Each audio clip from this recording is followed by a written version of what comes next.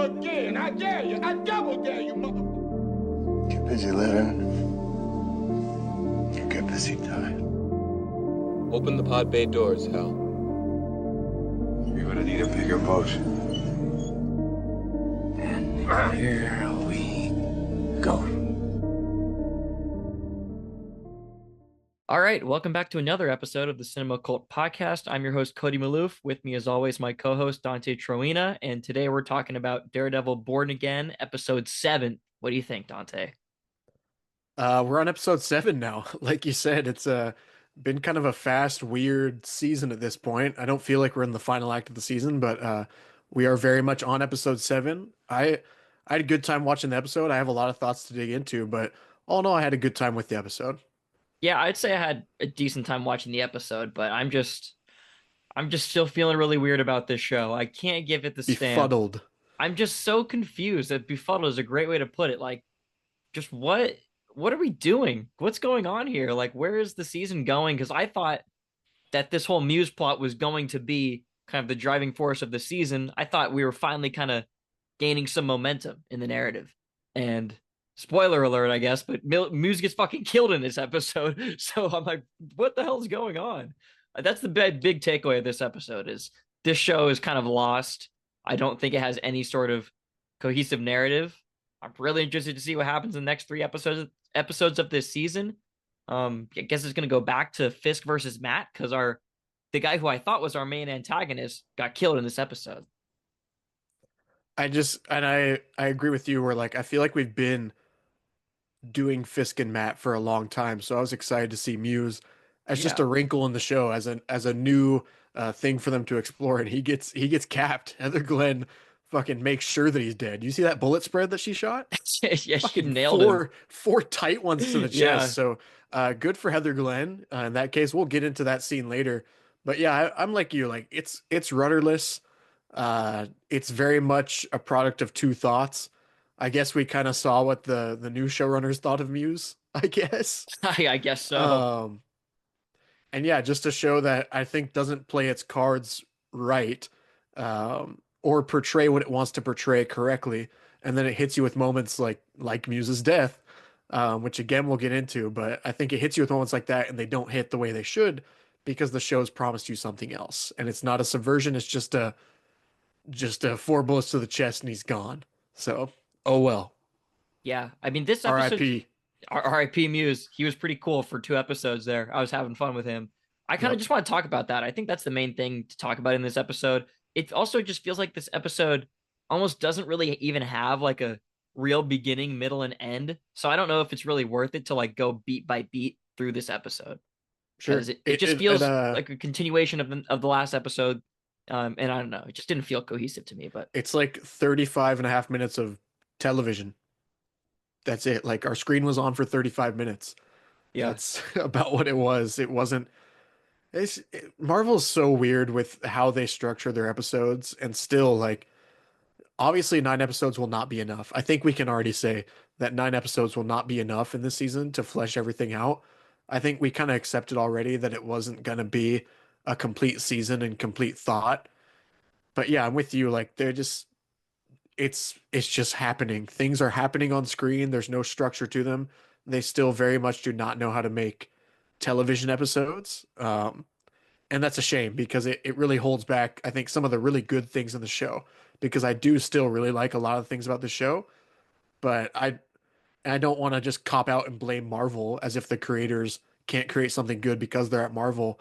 But it very much feels like a Marvel television show that just doesn't have the extra juice, the extra oomph behind it to be a TV show that you want to, you're itching for week to week. the seams are showing. I think we've talked about that a lot so far in this series, is that it just feels very cobbled together for me still. I was hoping maybe towards the back half of this season, it would start to feel more cohesive, and it's doing the opposite. It's like starting to unravel even more. Yeah. We get just a bunch of shit happening in this episode, I guess. It just feels it feels like part 2 of the last episode. It doesn't feel like its own individual episode. And obviously, that's kind of how Marvel is making their TV, is the idea of like one 8-episode movie. At least that's how they made some of their past shows. But those shows I think have been a little bit more successful to varying degrees of also doing what's cool about making a TV show in the first place is like having unique narratives throughout each Right. episode and like making each episode fun and like worth watching in and of itself, not just to get to the next episode. This is what they could have released with last week's episode as a two-parter, Mm-hmm. or what they could have, I don't know, I think they could have used episode 5 better and developed some of Muse and developed a little bit more between Heather and Matt and maybe made this episode so much better just by what they did earlier. I don't think anything in this episode is necessarily bad, but I think we got bad setup for it, and that's what makes the moments just it doesn't hit you through the screen. I had a good time with it, but it doesn't I there were some intense moments, but I don't want to say I didn't care. I just didn't feel it. I wasn't invested as much as I should have been. Yeah, I didn't really feel a whole lot of like suspense or tension or anything through this episode. The fight scene is cool when Daredevil comes in. He Yeah. has a nice little fight sequence with Muse and Heather Glenn's office. But other than that, I mean, I don't really know what to point to about this episode that I even enjoyed, honestly. Like that I actually felt something, like you said. Like it's not like entirely offensive. This episode's not this show in general. This episode is not like doesn't feel like a slap in the face, but it just feels like, man, this could be so much better. Like, just doesn't feel like it's hitting. Yeah, again, we waited 7 years for this. You know, this is what you cobbled together after 7 years. This is your best shot to get us back into the character. So yeah, I'm with you. Like I don't dislike the show. I definitely don't, but I don't love it, and I want to love it, right? This is a character that I Yeah, obviously care so much about, so I want to just be insanely invested, and I'm not. I'm just tuning in to see what Daredevil Matt's doing every week, and I'm entertained, I guess. I'm not thrilled. I'm not excited about it. I'm cool with it. yeah. There's a few things throughout this episode that I thought were kind of interesting. I am kind of wondering, like in the beginning of the episode, Fisk finds out that Daredevil is back, and he doesn't reveal Matt's identity, which I thought was kind of interesting. He's not telling anyone, oh, it's Matt Murdock. Let's just go arrest Matt Murdock. They're not going to do that. So, or maybe he will later because Daredevil's identity does get revealed in the comics, and that's a really big deal for him, right? So, I think maybe that's where this season might end or something like I that. think so. I think that's his ace in the hole, right? Like I think Hmm. he's gonna try and commit to the anti-vigilante task force, and his breaking point will probably be that he does reveal Matt's identity, which will be a really cool launching pad into season 2, and hopefully just a more coherent idea and just better overall show. Fisk finds out about this after some shower sex when Matt is Right. absolutely back. I turned to my dad and said, "Hey, he's back," and my dad was nodding his head, like, "Our that's how you know Daredevil's back," because the we my dad loves the Daredevil show, especially the original one, and Uh-huh. he before the episode we always have a talk like, what do we want to see this week? And him and I were both like, let's not pussyfoot around anymore. Let's just have Daredevil in the show. Like, let's just Yeah. commit full bore. We had him last week. We have him now. Let's not halfway commit to it. And the shower sex was our way of knowing that our boy was back. He's absolutely enjoying it, and Matt's still a dog, so good for Charlie Cox. Absolutely awesome playing that side of Matt. Yeah, he's still a dog. That's another thing I love about Daredevil that he's always getting in it, you know what I mean? He's always on the hunt. But and then right after that we have Heather questioning Matt about like where do you go where did you go last night? He tries to lie to her, Yeah, but she catches him. She confronts him about his bruises and scars and yeah, she's he not dumb. no, she's not dumb. And I think she knows that he's lying to her. I mean, she Yeah, even says so, right? But she then she tries to play therapist, and go on the whole you're suppressing all the trauma and Matt doesn't want to hear any of that shit. But I think that's the most we've gotten out of their relationship this far though, is that conversation. I was starting to feel at least a little bit like they're actually in a relationship, not just they've had like 3 scenes together and we're told that they're in a relationship. right. And you see each of their roles in the relationship too. And again, I've been a big supporter of their scenes together because I like when they're on screen together, and I think the two actors have pretty good chemistry. I mean, Charlie Cox, again, he has chemistry with anybody. Yeah. You know, he is Matt Murdock. But I think we just haven't gotten enough of them. It's not because either of the actors is doing something bad or wrong, or even that the writing's bad when they're in scenes together. The writing's good when they're on screen together. It's just they're not on screen together enough. And that's again, I think, where we can pad out some of these episodes and take it up to 50 minutes. Give me a couple more scenes of Matt and Heather. Give me some more. I mean, Kirsten McDuffie's just begging to be in the show at this point. She is Poor, literally poor like thing. begging. Right. And I think we could have gotten just a little bit more Muse, maybe another therapy scene earlier in the season, just something to Uh-huh. make that moment with Daredevil and Muse. I was into it, and it was an intense scene with Muse and Heather in there. And I think it was some of this episode, we can get into it, but this episode's had some of the best editing they've had in the entire show. I was not jarred. I was not, the intercutting worked pretty well actually for me.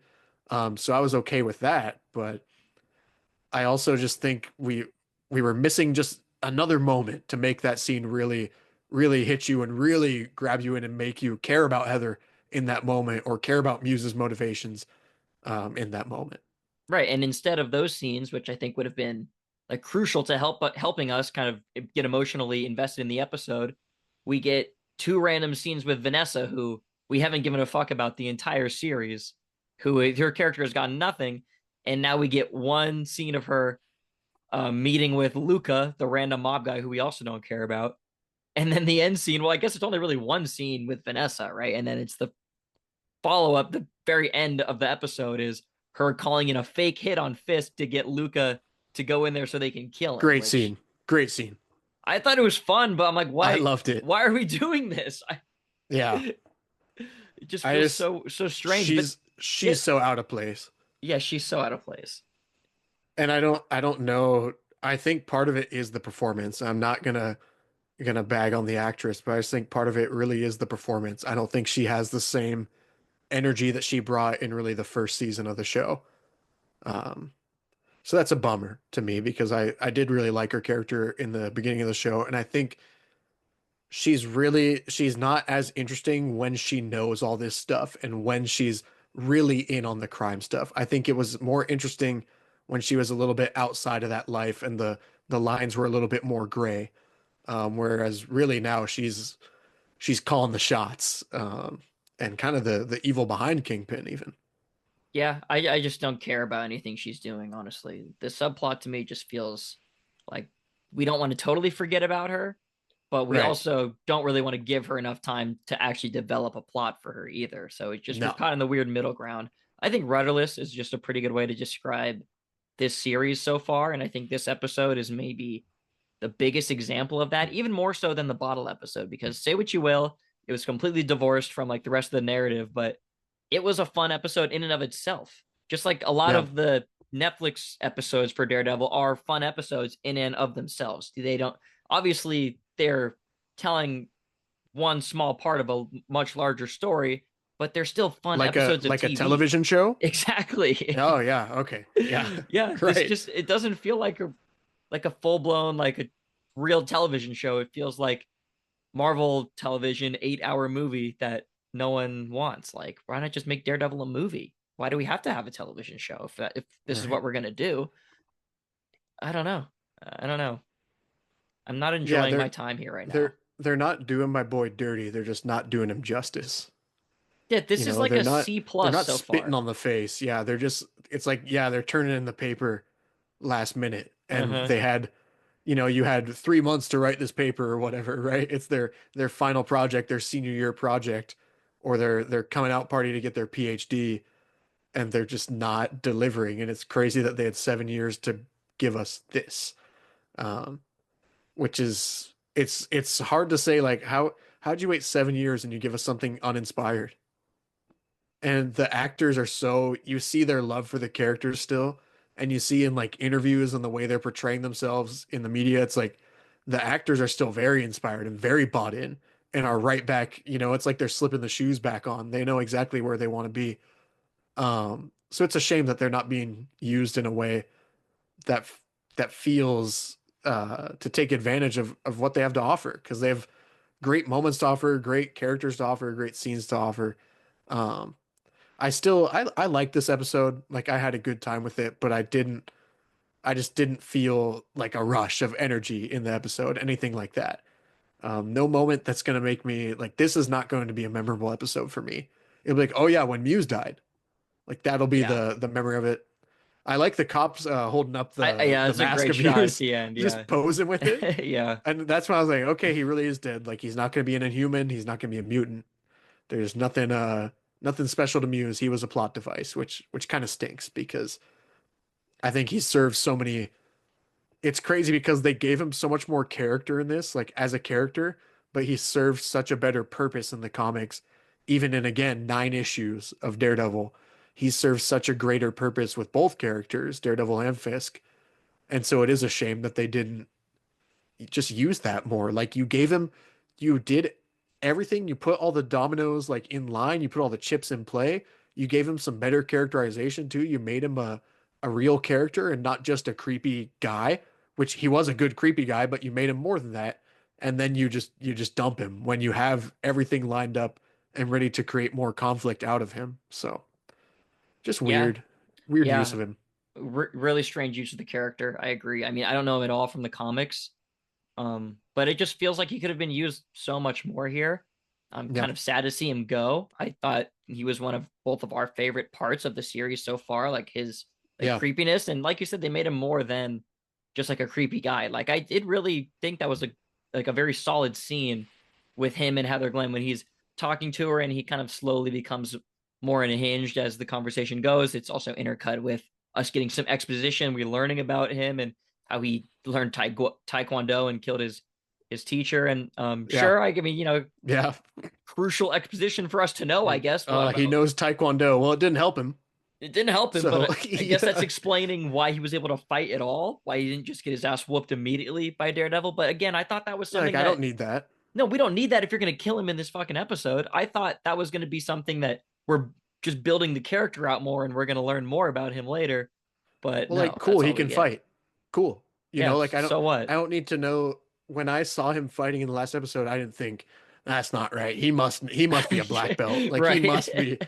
I didn't question it. So I don't that's kind of just a weird line that they added in there like, So strange. Taekwondo. I hated Taekwondo. Like, okay. And then the cop saying that he killed his instructor, like, interesting. And it's cool. I thought it was cool editing back and forth, like learning about him as he's in the room with her too. You obviously know that that's Muse, right? Just from if you've Right. been paying attention to the show, you know who's walking in that door. And I like that Heather was his muse who brought out Hmm. the most in him. Very, no pun intended. She was, I was waiting for him to say there's a great line in the comics where he's talking to the two girls they talked to in the last episode that want a selfie with him. Um, and he says like, you're pretty. And he's being creepy to him. You're pretty. He just keeps saying you're pretty. And then he says, I can make you beautiful forever. And I was like, that would have been the most perfect time for him to drop it on Heather. Just be full weirdo. Give him that creepy line that like shows where his character's mind state is at too. Like he wants to preserve her forever. He wants her to be a mural. He wants her to be on display for everything through his twisted mind. And I think that would have been a really cool place to drop just another line like that. I just wish. I wish, Yeah. it feels like they read the comics, but it doesn't feel like they knew how to stick the landing. Because I felt like they pushed everything in his character was just in such a cool direction. I think that was both, even with our gripes in the last episode, we both very much liked Muse. And so I would like to see more of him. He was cool. That's Yeah, I think that's the bottom line is we would have both liked to see more of him, but yeah. he's dead. Heather fucking killed him, shot him 4 times in the chest right in front of Matt, which I really like that moment because Yeah. Matt is not even willing to kill him, right? And then No, no. he doesn't even know what's happening. Heather drops Muse, kills him right in front of Matt. Obviously, she doesn't know it's him, but yeah, I thought that was a really She fun might. moment. Oh, She might at she the might have end. Yeah, that some was interesting. suspicions. But yeah, I thought that was a really cool little moment there. I wouldn't mind unlocking another level of their relationship through that too. Through her finding out. Like I think that's where it can get really interesting in their relationship or even her like in the suspense of thinking and he's adamantly denying it or whatever. Like wherever their relationship is going next, I think it has a chance to take it to a next level. So I hope they do put her in more of the scenes and use her in that next level because I think they really put her character in an interesting spot here and it was while it wasn't set up well, I think it was good stuff being shown on screen. And I think it puts her character in an interesting spot going forward. So I am like weirdly excited to see more Heather Glenn in this series now. Yeah, we've got more of her in this episode than we have before. So I think Yeah. now she's probably in a more interesting position for us to actually be invested in her as a character. Yeah. Few more like random thoughts I have.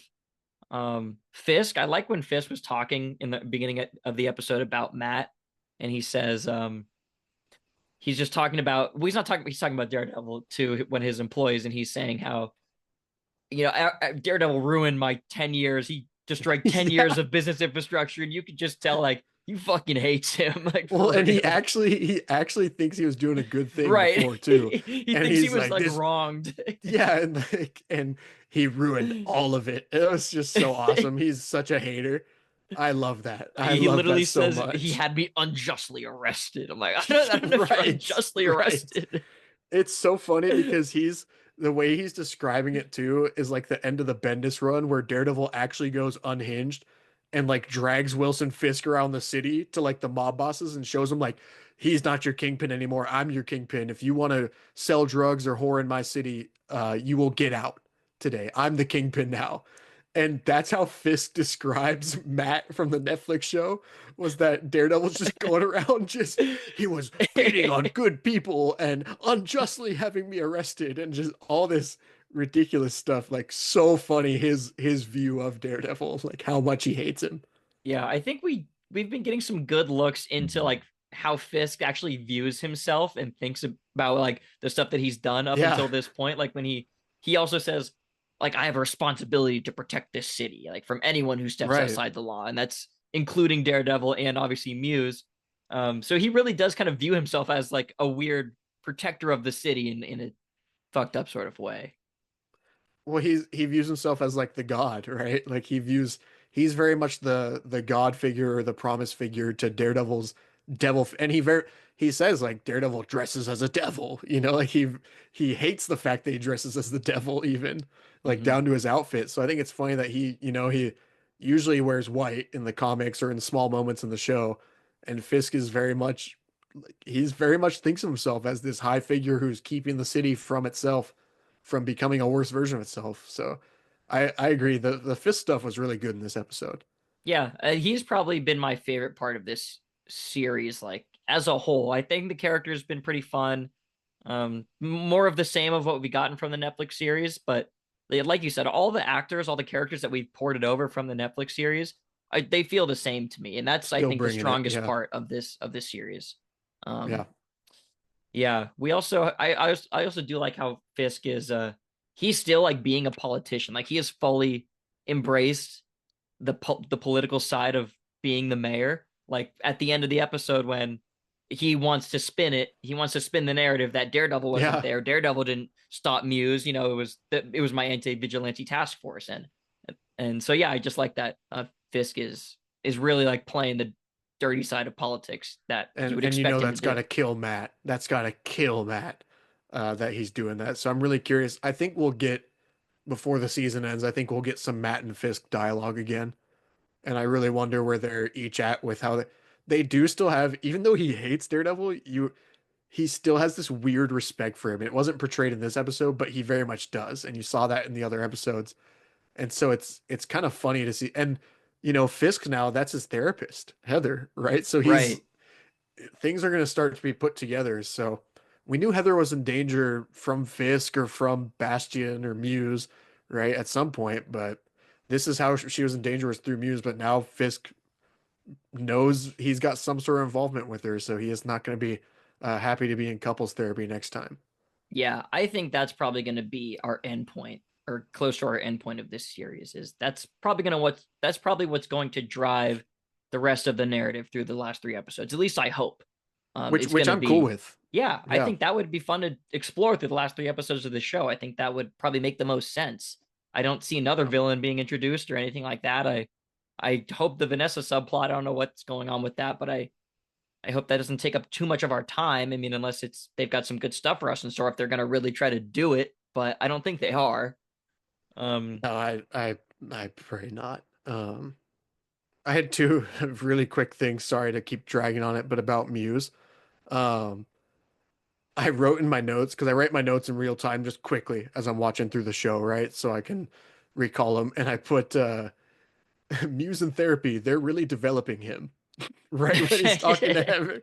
And I was like, okay, like I was Well, I kind cool. of thought the same Like they're thing. really showing us like the other side. Like I was bought into him being in therapy and where's it gonna and I thought it was a cool predicament to see how he was gonna escape because I thought he was the Yeah. way they were filming it with the cops coming and him looking out the window. Like I was like, this is kind of filmed pretty cool. It's edited cool, like kind of like almost like a bank robbery type movie or something, like a Yeah, I know hostage what you mean. situation. Yeah. I loved it. I loved the way it was filmed.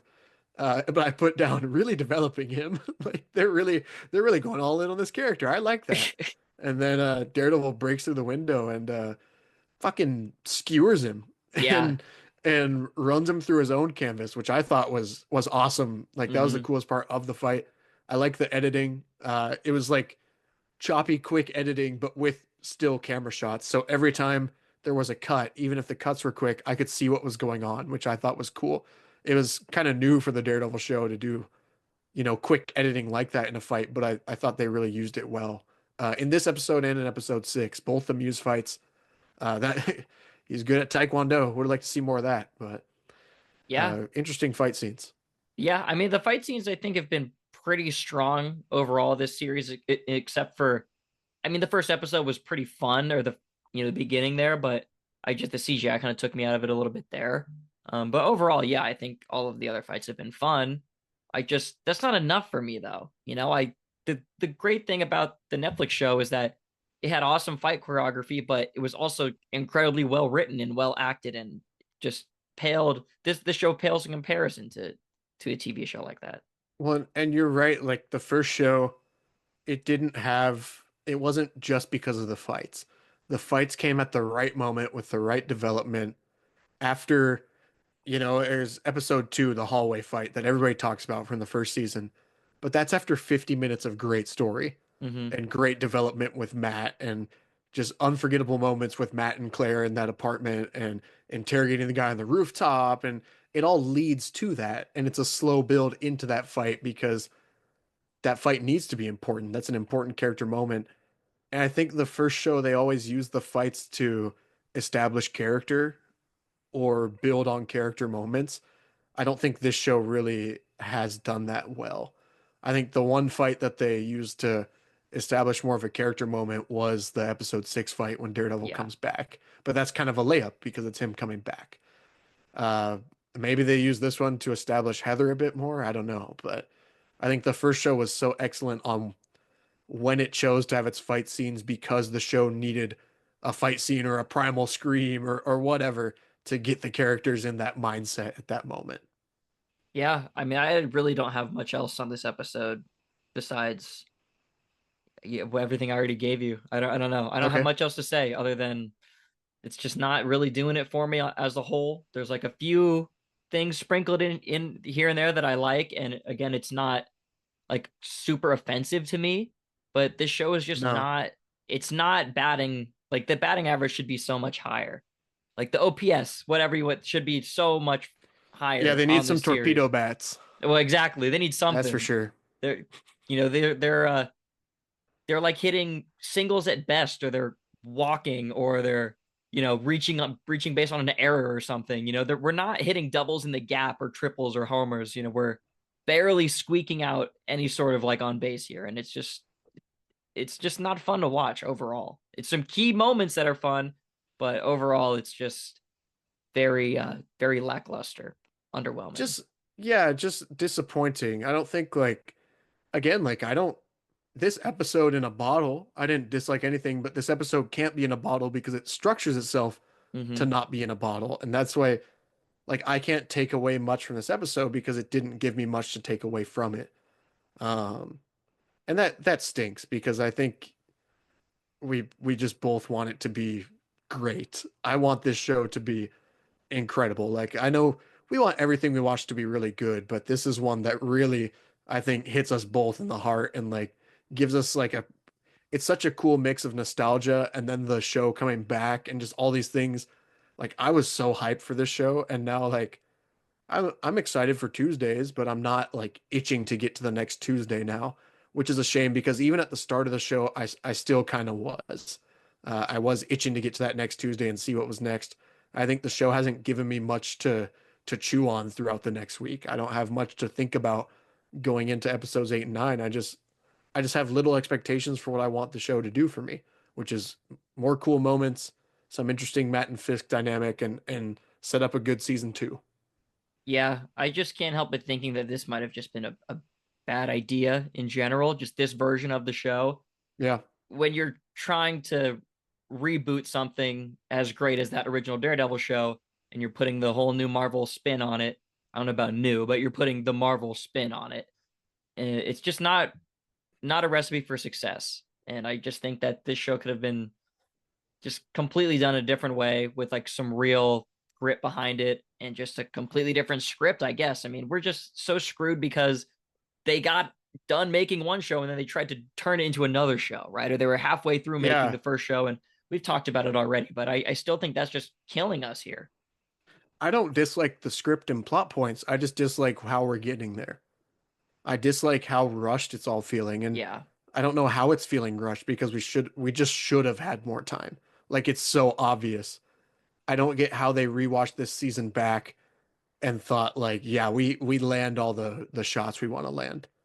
Yeah. You know, it's not where it needs to be, and it's like a developmental player, like where you're in a sport. Like we can make all the analogies, right? But it's like, why didn't you just pack it up, say it's going to be another year, and give it to us next year Right, just try as again. a finished product, as a longer season, and as a more tight, cohesive season? Because I'm cool with us opening with Foggy dying and the scene with Bullseye, and I'm cool with the direction the show went on, like the path that it puts us on with him being separated from his friends.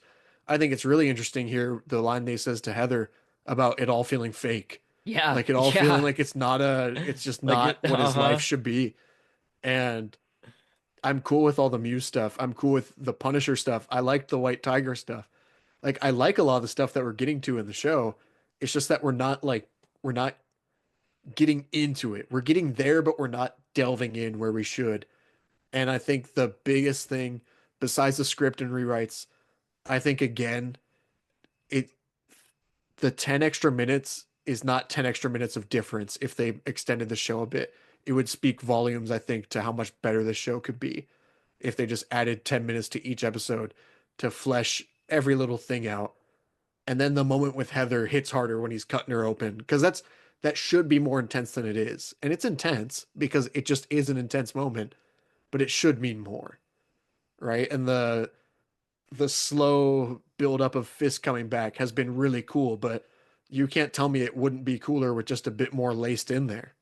Just a bit more. Give me something more to chew on. You know, Buck is like he's there. He's definitely not Wesley. You know, Wesley carries some of that first season in some of Hmm. his scenes. Like he steals the show. He's absolutely awesome doing business on behalf of Fisk. And I think Buck, his right hand man in this, is just not that. And it was cool to see him shoot Luca when he comes in and be hiding in the shadows. Like that was awesome with the music playing and Fisk dining. Like that's what I want to see. That's so Fisk. But it again just didn't hit because I just don't have like a I didn't care about Luca and I don't care about Buck. And so I Exactly. was like, oh, that's the first thing Buck's done. Hmm. Cool. I'm like, all right, in episode 7. Like Wesley would have had Buck or Luca out of there in fucking 10 minutes. Wesley would have cleaned up business without firing a bullet either. He would have just had him, you know, somebody would drive a taxi into the river and have Yeah. Luca dead, right? Yeah, I think where I want to end, really last thing I have is that moment you said when Matt says, "This feels like my life is this is fake, right? This isn't really my Right. life." I feel like that's the show kind of almost telling on itself a little bit and being Yeah. like, "We're sorry, or we know that this Right. should not be Right. what it is." And yeah, and then when he talks about, she talks about Foggy and Karen, and they're referencing all these characters, and we're like, "Yeah, we fucking missed them. They were great, you know." And Karen, we talked about it in the first episode. We said hopefully that wasn't going to be her only appearance, but now I believe it probably is going to be her only Yep. appearance, unless she shows up at the very end of the last episode or something. But I don't. She's obviously not going to be part of this show, really. No, no, not in season one at least. Oh well. I think It's a big loss. It sucks. it is, and it's I think people do overstate, and I can't say enough how much I love Deborah Ann Wool as Karen and Eldon Hansen as Foggy Nelson. Like they are great actors playing those characters better than they were ever were in the comics, and that's not I love them in the comics, but way better than they ever were in the comics, and giving them a new life as characters. Um, I think people do overstate how important they were to the first show, but you do feel it in this show. You definitely do. Um, there's just a heart missing. There's something missing. There's something that is fake, however you want to put it. It feels like a weird detour outside of what we want to actually see, and we don't have to rush. That's the one thing too. Like we don't have to rush and apologize and say that the first 6 episodes weren't what we wanted it to be, because this is the first real episode, from what I understand, of the show or the new show, right? This is the first one that wasn't stitched together. And it's almost like you said, it's the show telling on itself and maybe apologizing or saying whatever happened in production. But that doesn't mean we have to rush to the ending of this season. And I feel like we are like, let's just get the first season done and the second season is going to be really awesome. Yeah, But you got to that's what land I some feel stuff like in the first they're season. thinking. Yeah, Yeah, you got to land some stuff in the first season to make me. I'll be there for season two. I will, because I'm a shill, right? right. But We'll be there. you gotta give me something. Like it's gonna come out next year around the same time, so you gotta give me something to chew on for a year. You gotta give me something to be excited about for a year. And so far, I'm excited that maybe it's a better show. Like that's what they've Yeah. given me. Well, that's just like the most Marvel thing of all time is let's Yeah, just get this first one out of the way. We know it's not going to be great, but we fucked it up. So, but the second one, second season, that's going to be great. But in the meantime, watch this. yeah, yeah. Shame. Not. I feel like I'm sounds super down on this series, and I'm not that down on it. But No, it's no, me just neither. it's just hard to. I don't have anything more positive to say about it. I think I've said pretty much all the positive things I can about this show. And to me now, just the negative stuff stands out because that's like the main stuff that jumps out to me in this show. Like I have fun with the fights. Of course, we love Charlie Cox and we love certain things about this character, but it's just not enough to get me really, really excited. Like a Daredevil show should. No, yeah, you're right. Like it's comfortably above average, barely, right? Like it's just skating above average.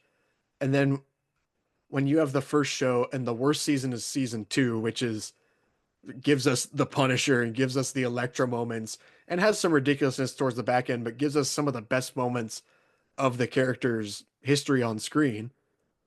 Like when your best season is, or your worst season, sorry, is season two, like you set a really high bar and this show just hasn't reached that. So if they want to be even, I think, considered among the Netflix show, they got to pull some crazy shit in these last 2 weeks. Yeah. Um, and they got to give me something for season two. They really, I mean, I've been excited seeing them doing like set photos and filming in New York, but Mm-hmm. you got to get me really on the train before season two, because I want to be really excited for season two, and I want to be really excited for these last 2 weeks, hoping that we're gonna get something great. Yeah. I think that's a good place to leave it for today. I don't have much else for Yeah. you there. So Daredevil Born Again, episode 7 in the can. We're still in on this show for better or for worse. We can't jump off the train now. So episodes 8 and 9 to come. That's it for us. Bring us home. Bring us home.